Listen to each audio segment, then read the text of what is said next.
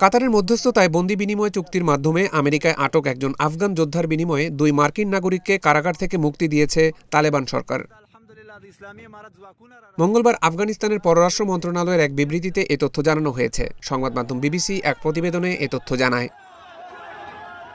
প্রতিবেদনে বলা হয়েছে, তালেবানের পররাষ্ট্র মন্ত্রণালয় জানিয়েছে তারা এই বন্দীদের বিনিময়ে আফগান মুজাহিদ খান মুহাম্মদকে মুক্ত করেছে। খান মুহাম্মদকে প্রায় 20 বছর আগে আফগানিস্তানের পূর্বাঞ্চলীয় নানগাহার প্রদেশ থেকে গ্রেফতার করা হয়েছিল। অপরদিকে মুক্তি পাওয়া 2 মার্কিন নাগরিক হলেন রায়ান করবেট এবং উইলিয়াম ওয়ালেস ম্যাককেন্টি। রায়ান করবেটের পরিবার মুক্তির বিষয়টি নিশ্চিত করে জানিয়েছে, আমাদের অশেষ কৃতজ্ঞতা যে তার জীবন রক্ষা করা হয়েছে এবং 894 দিন পর তাকে আমাদের কাছে ফিরিয়ে আনা হয়েছে। এটি আমাদের জীবনের সবচেয়ে চ্যালেঞ্জিং এবং অনিশ্চিত সময় ছিল।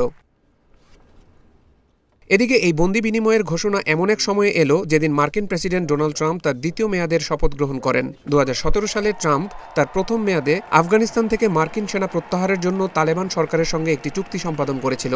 এই চুক্তির ফলে 2021 সালে আফগানিস্তান থেকে মার্কিন বাহিনী প্রত্যাহার করা হয়।